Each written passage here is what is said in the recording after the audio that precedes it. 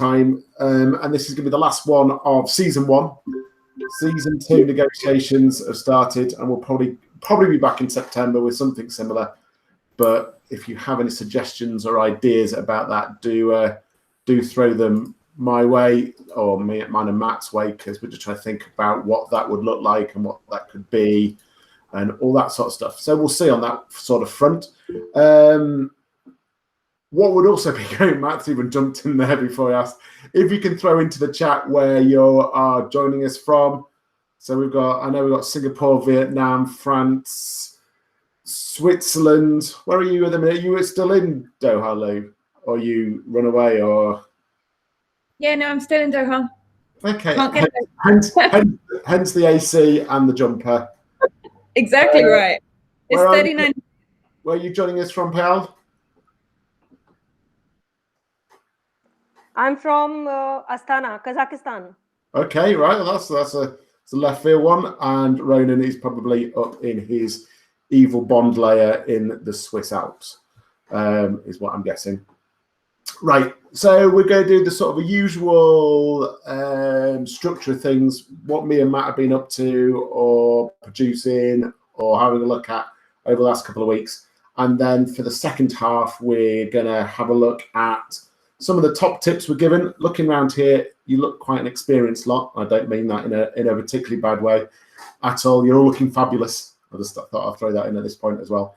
But we're going to have a look at some of those. And Matt's going to have a chat about the IB sort of hyper-local IA solutions. And maybe actually with the people that we have here, there's a bit of an opportunity for a bit more of an open discussion about what people are doing and the problems they're about to have and all that sort of stuff.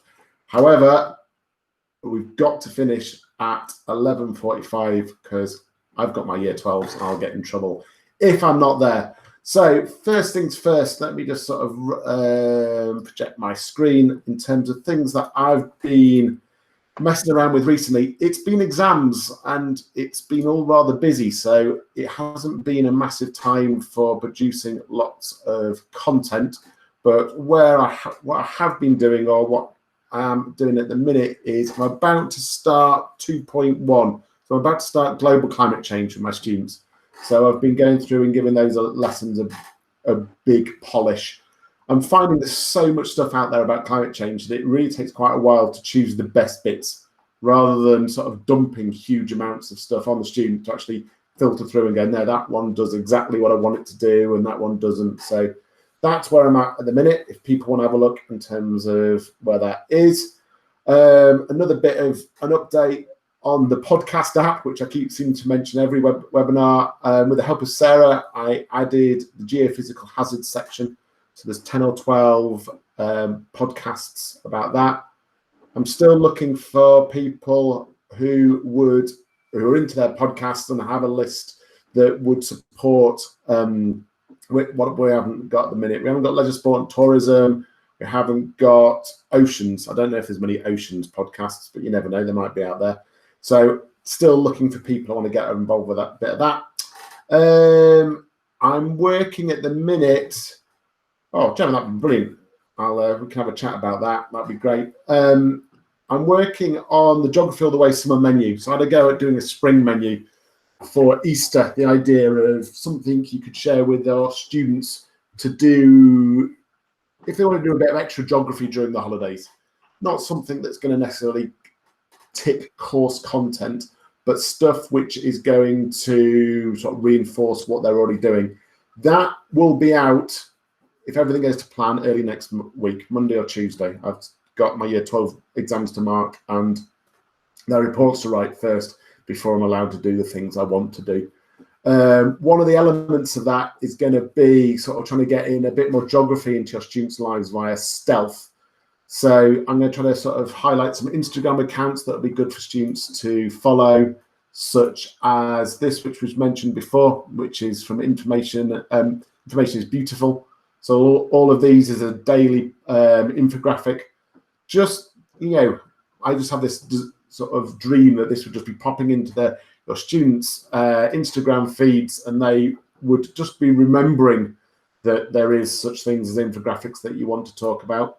there's also, I need to do a little bit more research, but there's some good things focused on the sustainable development goals. Some of this is just quite pretty, but some of this has got some little case studies that it might then encourage students to go and look at further. Also, everybody's got into a lot of Netflix watching over the last couple of months. So there is some great geography opportunities in there, which I want to use to show. Rotten is brilliant, particularly a sweet deal. If you do freshwater and ecosystems, that is a great one for tying together agriculture, the Kissimmee, the Everglades. That's a good one. The water one is good. Avocado Wars is meant to be brilliant as well. Let's just see what's on season 1. I haven't looked at all of these. There's some other ones that are there which might have some overlap. All of them have got some good geography in the background of them anyway. And it's unfortunately named, but the new series called History 101, I don't like the name, rebranding is necessary, has got some good ones as well. I've watched the fast food one. That's good. I watched The Rise of China last night, actually. That's really good. That for the superpowers element and maybe sort of introducing China as a case study. That's really good. I reckon the oil and Middle East one is going to be brilliant. So you've got some other ones to be looking at there. So I think they're all good. But I'm going to try to put them all together in one big sort of page of things that can be shared with students. And then I'm going to hand over to Matt to see what he's been up to. Let me stop sharing, Matt, so it's all yours. There you go. Are we good? Yeah, I think so. Okay, so again, just a quick one for me, really, mostly because I've been trying to come to terms with being back at work and all the things that entails. So very quickly, the work that some of you will remember about a week ago that the Facebook support group sort of erupted a little bit with various comments about the IA after the IB posted that they were expecting centres to conduct IAs and to carry out primary data collection. I know it's really tricky, but sort of going back to what Rich said on the forum, it underpins massively the assessment objectives for IB, and I don't think it's something that you can just simply get rid of. And so there was huge amounts of chat on there, and I just thought probably the best thing to do at the end of that would be to try to come up with some sort of practical solutions that schools could use as ideas or adapt particular types of IA investigations. Clearly, the big health warning with these is that we live in a massively contrasting series of environments, and what's relevant for me here in Toulouse, physically or environmentally speaking, is not going to be the same, for example, as in Doha.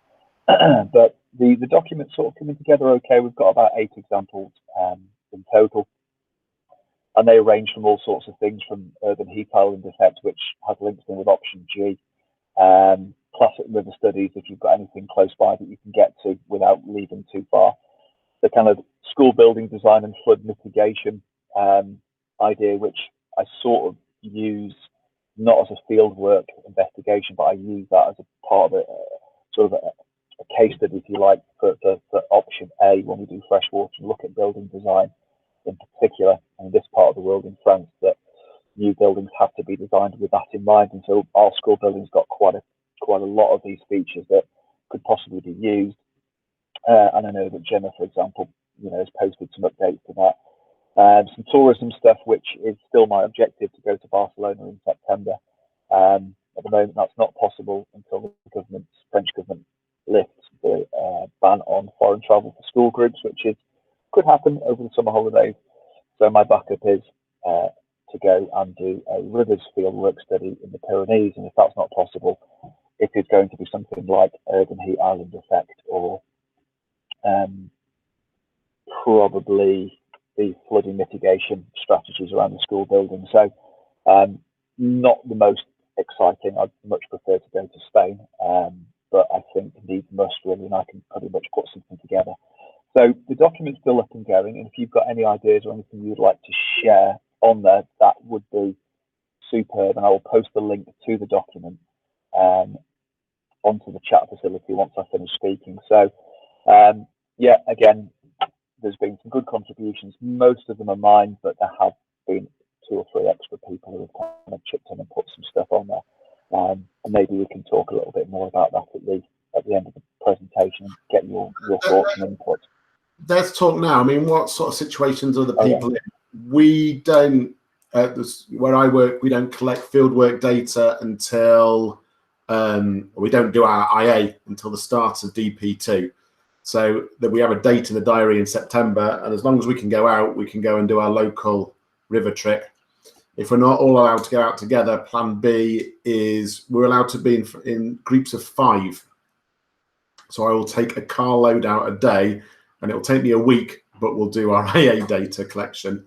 And plan C, I haven't got a plan C. I don't want a plan C. So we're just going to hopefully, I'm all out for plan A basically, but that's where we're up to at the minute. Where are everybody else sort of at the minute? What's it looking like for you, Lou? Well, I'm sitting quite pretty because we went and did our data collection 2 days before lockdown. So I literally, I'm eternally grateful. It's been really, really hard keeping track of them completing their IAs, but I've got first drafts in. So yeah, sitting on those, I'm leaving the feedback until the beginning of next year, just because having that face-to-face feedback is going to be much easier. So I've let them know that, but I do have first drafts in with actual data. So yeah, just potluck. Lucky. Yeah, very lucky. Gemma, what about you? Are you sitting pretty on data collection? No, I'm not. So we were supposed to go on our trip middle of April. Obviously that didn't happen. But we were already 3/4 of the way through the unit, because we do option B as our field work. And so I've made the kids all write their introduction and methodology already. And I have given them all screencast feedback. So they've all had verbal feedback on that. And those 2 sections of their IA are finished and done. Now we just actually need to go on the trip. So at the moment, the trip is calendared for the inset week in August, before the school year actually starts. Now we're in a really lucky position in the fact that Vietnam closed their borders basically in March, and we haven't had a single new case for, I want to say, 60 days now. And we only had around about 300 total cases in the whole of the country. So we're in a really different context in terms of what that then means for movement around the country. Even now, life is basically back to normal, with people going off to the seaside for the weekend and stuff like that. So I'm hoping that means that we'll be able to do that trip in August. What about Singapore? Is it a similar? We actually are still super locked down. Like, you can't socialize with anybody, safe distancing, masks everywhere, fines. So we actually luckily went in term 1. It didn't pay dividends this year because we take the hit, go early, and do a river study in Thailand. We go to the Mekong and do a river study to Field Study Center. But I've already been told I can't go for year 12 of next year in term 1. So I'm already trying to plan for the following year. I've got drafts in from everybody, but again, the same with the feedback. I haven't actually really gone through them. I've just sort of kept a hold of them and want to give feedback when they're back in, but they've got exams the next 2 weeks. So I'll give that to them and then they can do what they want after that. But I've just find the IAs are really hard to, I don't know about other people, but to manage. They're so busy with all their EEs, and the EE data collection for geography is being a bit hard as well. We, are limited in what we do, and even asking surveys and things here. So it's all a little bit stressful. I think that the data collection is quite restrictive in some respects here.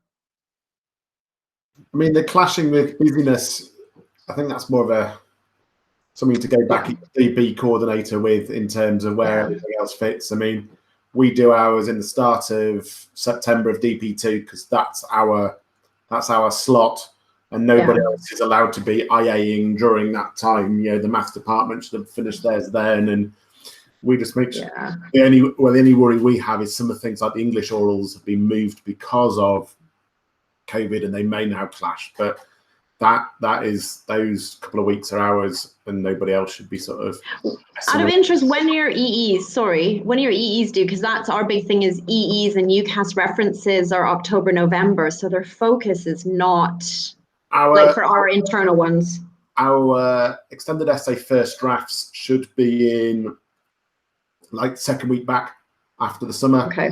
So it's one of the things we sort of pivoted on this year because of COVID. It was like, right, while we can, let's go hard at the, across the board, everybody's been going hard at the extended essays with students trying to get further along than normal. I've got to say, the students I've got doing EEs this year aren't doing primary data as a thing anyway, which they don't tend to do, they have to do, they don't tend to do. So that's not been a major problem. Okay. Yeah, I make mine do it. I know they don't have to. I'm just a bit mean. So that's not paid dividends now. I suppose it all sort of clashes or what the nature of the students you've got and all that sort of stuff. Yeah. Anybody else got anything that's going on or has been tricky, or is anybody going to have to go this sort of hyper local approach or idea that's been floated around? How are you doing, Ronan? Well, it has to be a group sort of IA. So our issue is we're ready to go. I mean, Switzerland's reopened, and unfortunately our kids aren't in Switzerland. So what do you mean it has to be a group? It has to be data collection. It doesn't have to be as a group. Well, what I mean is it okay to be like science and they can do it totally individually? Because I have kids literally from every single different country in the world. There is. I mean, I've heard of tales of schools that set their summer homework is go and do an IA, see you in September type thing, and off you go. I think there's advantages for keeping it within one topic or one area, or doing some sort of urban work that the students could go and then collect their own data within the urban area that they live within the constraints of the limitations that they've got and all that sort of stuff. But there's no requirement for it all to be the same. There's no requirement for it all to be done together. I think those things just help you stay safe. So we're envisaging, I guess in September, we're going to do our IA with the DP2s who are here. And then the kids who are on their own still, we'll try and get them to do an IA on their own country if they're still there, I guess. They could do their own data collection, like you said, so it is possible, I'm sure. Anybody else want to share? Any sort of questions related to all things IA or what's going to be happening, all that sort of stuff? Okay, Richard, in our country, like most of the students are local. We are not in lockdown, but like we have a humor. On 15th, we are going to again into a lockdown. So it's like we are finding it's difficult how to get it done with the students. It's still a humor, but let's see how we'll do. And we have chosen the topic urban stress. And we haven't done anything yet. Earlier we have planned to do it in the month of April, but now we are going to start in August. Like extra classes, we are going to introduce them for the first time with the IA, and we are planning to finish everything by the October, at least the first draft.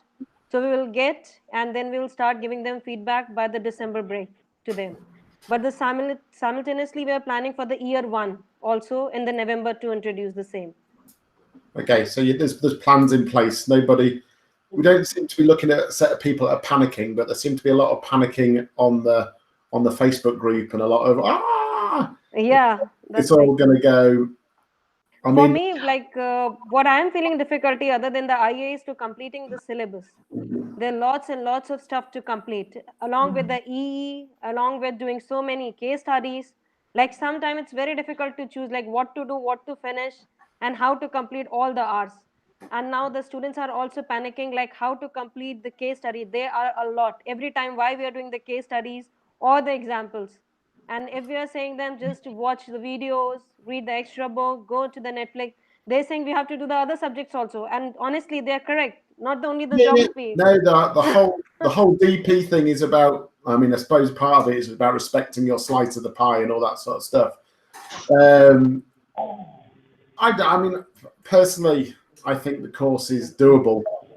And I think it's this whole balance of breadth versus depth. There's some people still go really, really deep on some of the things, and it's still sort of a need to sort of dance across the top of a lot of it, unfortunately. But saying that does feel a little bit contradictory sometimes when I look at some of the exam questions, which feel that I could have done with 2 lessons, just teaching that one case study for the students. Maybe for like I'm teaching for the first time, maybe that's why I'm finding difficult. Yeah, the first time second time through is so much nicer than the first now time. I have a sleepless nights. Screening time is a don't lose any long, sleep. lots of planning. And make sure the students are always working harder than you. That's for staying sane. Totally agree. Yeah. Anything to throw in, Kathleen? How are you doing with all? Yeah, I'm luckily not teaching this year. I guess I could just say a few words. I marked some IAs. I don't know if I'm allowed to say anything about it. Am I, Richard? Do you know what the deal is there? Maybe just some general comments, because I got to see the non-sampled, all the IAs get sent in. And I think this gets said in the subject reports. It will get said as well, but just again, sampling is often not mentioned. Most of your experienced teachers, so you'll know that needs to be included, but just justifying the sampling and justifying the methods in relation to the fieldwork question, that was often not done. And then mapping conventions is really big. A lot of teachers are still giving full marks for maps that don't have a scale, for example, or don't have a legend, and so that was a big deal, where you saw that the principal examiner was marking those much lower than what the teachers were marking in general. And then yeah, again, for experienced teachers, you'll know this, but avoid having students just focus on one variable or 1 or 2 variables. They really don't have the opportunity to do very well then on it's C or D for that matter, or even, well, B, C, or D. So that was another one where there were some students who was like, I'm just going to focus on river width, for example, to make it really basic. And you could just see that they didn't have a lot of potential to go anywhere with that. And some teachers were even prescribing things where they were only looking at one thing. It was like comparing population density to urban stress. And you just saw that they were really limited in that sense. So just try and think of, or encourage, if you are encouraging students to go off and do it on your own, like Ronan, you were saying, make sure they're looking at multiple variables to help try and answer the fieldwork question. So how many IAs did you end up having to mark? I was supposed to do 100, but they ran out when I was at 89, I think. Oh. And a lot of the similar sort of topics, or? It was really interesting because you didn't get the same school all as a bunch. So normally when you get your IA, you've got the 5 or the 8 from each school. Oh, Gemma, did you mark as well? Yeah. Okay.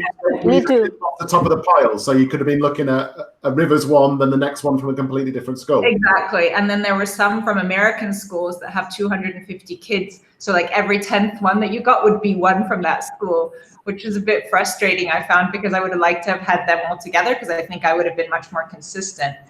So I think it's going to be interesting when the results come back, because teachers are going to have their own hierarchy or chronology of, best, middle, worst, and that could be completely switched depending on who marked it.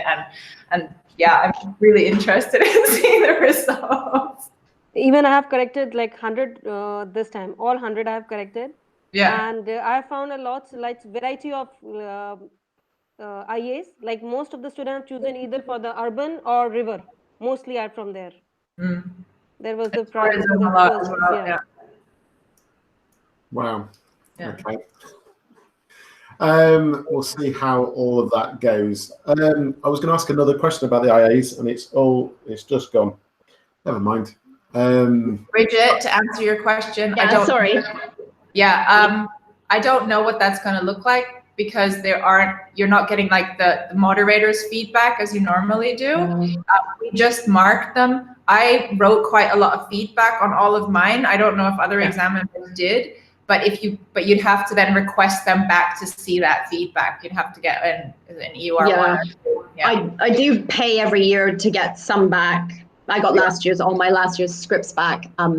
but didn't get my IAs back. I only got the scripts back. I'm just wondering, do you know, I had some interesting nexus kind of ones that I was a little bit unsure on. Everything else did rivers, but a few wanted to do the old soils. So we tried to link it with population and impacts of human population growth to try, because we wanted that soil and sustainability, which is gone now in the spec. So I'm just curious as to if I'll get feedback on how the couple of individuals that decided to go off piste and do their own thing, how that went. Yeah. Apart from grades changing, if my grades have changed, but that would be it, you know. Yeah. Yeah, I mean, if you request them back, we may or may not have feedback from an examiner. Depends. Brilliant. Okay. Usually in a normal year, you only get moderators or examiner feedback if your grades change significantly. Yeah, I've never had any feedback in 5 years because they haven't changed. So I guess it's a good thing. But you know, when you want to make something better or different, and I just haven't had that. I find the same with the EEs too. We get those back, but not much. It's very hit or miss what annotations you get. Yeah, I agree with that one. Yeah. My E marking just seems to be hit or miss, but there you go. That's it's across the board. All subjects seem to have that same issue. I think it's not just us. Yeah. Right. Well, we've got 11 minutes before my year 11s will be trying to get in. I mean, my year 12s will be trying to get into a meet, and I will. And they're not very tolerant if you're not there straight away. So before they disappear and I don't see them for the day, we just better go through some of this. So what we've got is 31 tips, and now we're looking again a wonderful selection of people. I'm going to use the word experienced again, but that's not a bad way. A lot of these, I thought the idea was a little bit for new teachers, but I think a lot of these are applicable to us all and super useful. So let's just have a little rabbit through those. Do shout or throw into the chat anything that you want to add to any of them. That would be great. So planning conceptually, I think this is a brilliant idea. I think the students need to be drilled on that. It all depends if you're an NYP school or not. If you're an NYP school and the kids know what you mean by a concept, I think you're in a better place than if you are a DP school. Use your host locality, city, country, region for case study material. I think this is really important. I think it's a lot of the host sort of community. You'll see Geography All the Way keeps using Switzerland because I teach in Switzerland, though it doesn't work brilliantly for lots of things, lots of freshwater stuff and quite a lot of the Nexus stuff. It does work quite nicely for, but taking the opportunity of when you can to use local stuff is super useful. Join the Facebook group. I think lots of people have. If you've got new staff joining your school, get them to get in there early. And if they don't do the Facebook thing, I think they should set up a Facebook thing to do the group. It is, the IB's forums are just not what they used to be. And the conversation is where most people are, and most people are on the Facebook group at the minute. And on the whole, every day there's a couple of really useful things. Recently there's been some burning issues, which is quite good. So yeah, that's great. Map it all out. That's me. Thank you, Richard. Thank you, brilliant. Thank you. Curriculum, if you can map backwards. Yeah, it all depends, I suppose, what power you have over what they are coming to you from. So, for example, our year 11s have started to see power, place, process, and possibilities trickle into their lessons and that sort of stuff. Hopefully, if you've got control of things, the first time that they see any map skills isn't going to be when they suddenly appear in your class. Job alikes and networking are super good. Oh, sorry, I went on way too many of these tips. I give far too much unsolicited opinion. It's brilliant. I split them up. It's fantastic. Job alikes, and if you haven't got one in your area, get one together. So we have the Swiss one, which we cancelled this year because we felt that everybody had reached peak webinar or peak sort of online thing, but we'll get back together again next year. But if you haven't got one in your area, get one organised. If you have schools, if you're in a cluster of schools. I suppose the other thing now is to think about the possibilities of being able to do this online. Getting a small group of people that maybe you met on a Cat 1 or a Cat 2 or something like that, just to sort of chat things through, I think is worth doing. keep up to date with Oh God, sorry. Oh, Bridget just keeps going on a bit, doesn't she? But that's great. Yeah, you've got to model it. You've got to stay on top of what's going on. I think that is important. And it comes up again in a minute. And always, I think it's important as well, with willingness to change your examples. I wonder if next year we're going to see a massive uptake in food and health, whereas more people want to teach maybe about COVID and things like that. Or we'll see more people not wanting to do that because the students have seen so much COVID and experienced, maybe it runs either ways. But I mean, it's why I like to maintain my website, and it's probably one of the reasons why I like to teach, is this way of keeping things up to date and trying new things and new examples and case studies. Or that ultimate finding that YouTube clip that does everything and you're all good. Enrichment ideas, setting up a book club. That's a great, or I've heard of film clubs as well, can work really well. Simplify the mark scheme and get your students to understand it. Basically, remember that the mark scheme for the 10-mark questions in paper 1, paper 2, and the 16-mark questions in paper 3 are essentially the same, but with sort of like, okay, there's some more marks available for the paper 3. It's all essentially the same sort of approach that you need to be looking at. Train your students to approach any given map or graph in a certain way, so they've got something in their head. PED is one. Not sure it sounds great, but we do Oh So Easy at our place, which is anything obvious, specific, and anything odd, that as soon as they see a map, a graph, or an infographic, that's what they need to be thinking of. Set up a CAS group related to geography. The Global Issues Network is what's been championed by Charlotte up in Brussels. She's on Twitter. If you want to talk about that anymore, get in touch with her. Double dip. I like the idea of double dipping. Double dip your case studies. So, finding those ones that ultimately can be used for more than one thing. Okay, various places in the course, and it helps to tie various bits together as well. Geocake Day. Anybody else done Geocake Day? I haven't. Sarah would swear by it by teaching the concepts. Matt has promised he's going to do a whole Geography Pods section on baking and geography. It's looking forward to that for next year, Matt. Thank you. Get your teachers to present, get your students to present their extended essays. Matt used to work in the kitchen, right? Presenting the, I've done this before. We're trying to get the students to sort of explain their titles to the class, trying to get them to get into it and why it's useful, rather than at the end, at the start. This is the whole doing, some of you have got lucky and done your IAs nice and early. I think there's a mix here. It all depends how your school is broken up. Our slot is the start of year 13, and we're happy with that. There's some advantages. It's a bit later on, but there's some advantages along the lines that are a little bit more mature and all that sort of stuff. So, there's that. TOK moments, the recommendation here from Jim to have a look at theoryofknowledge.net. If you Google, I can't remember the gentleman's name who does theoryofknowledge.net, you Google his name and theory of knowledge, there's all sorts of little YouTube clips from him, which are super useful when you're trying to make those links between TOK and your geography. 4 minutes to go. He's going for it. Teach the key concepts for the lesson at the start of each lesson. Put it into student-friendly language. I'm a big fan of making sure the students are dead clear in what you want to do that lesson. And that also helps them reflect on their understanding and whether they've been able to do it. I found it's quite useful as well with the key concepts to draw them back into it at the end. So I've started making my students write position statements, like what is their belief on whatever syllabus it is that we've done, and why do they believe that, what evidence are they basing it on? And then based on what they've actually written, they then say which of the key concepts is most relevant to what they've decided is their viewpoint. And that's actually working quite well. That's just something new that we're doing this year. Brilliant. I did revision lessons, or I had planned revision lessons for DP12, which was one on each of the things, just trying to bring it back to those major things. But I like that idea. I'll be using it. Unit order. You do not need to teach things in 1 to 6. We all know this. But 1, 4, 3, 5, 2, 6 works for Tom, and he's sort of championing the teaching of all of that before you do the optional themes. Geographic. No.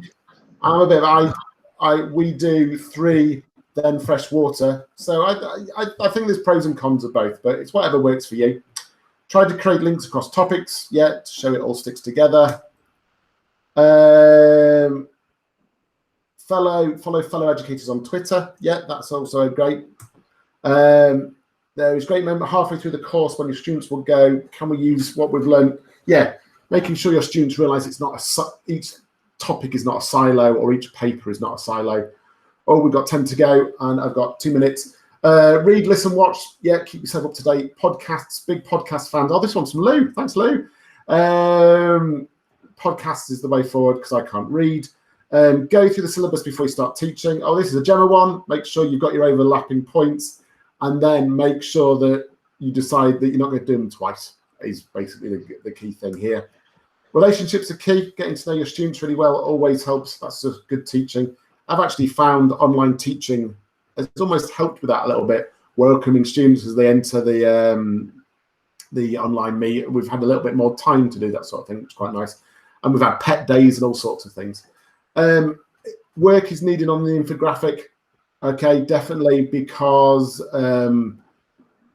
though the students are comfortable maybe with the style, they don't know them. So that needs work. Mentoring, this is something that me and Matt were talking about yesterday, and we might try to push forward for in September, is the idea of trying to partner people up. So new people to IB Geography with someone more experienced for some onlineness, or I don't know, maybe some real old hands and then middle grade. I don't know. I need to have a little think about how it might work over the summer. But if you've got any ideas on how that might work with some like online mentoring of things, please let me know and we can try to work something out for September. Share the mark schemes. Mark schemes should never be secret, and peer marking is what my students will be doing on Friday. Use the Facebook group, but don't be put off by those you think know more than you and those weird and wonderful acronyms. Top advice from Alice. Don't prescribe all case studies. Give your students a chance to make their own choices. I think that's important. Share resources, exchange ideas, and collaborate with peers. Absolutely. And last one, if you're brand new to IB, don't take the Cat 2 right away. Cat 1s, you should always do a Cat 1. A Cat 1 is a really good grounding, and you can do more than one Cat 2. The idea is a Cat 2 isn't just done it and tick. Cat 2 is about coming back, collaborating with the people there. Doing many Cat 2s is a good approach if you can milk your school for that much. Right, it's 11:45. I need to run. Thank you very much. It's been wonderful to see you all. Have a lovely summer. Thank you, Matthew. And I'm going to stop recording so we can run, and just reach out over the summer if you've got anything. Anybody got any mentoring ideas? That would be great. Bye-bye. Bye-bye. Bye. Goodbye.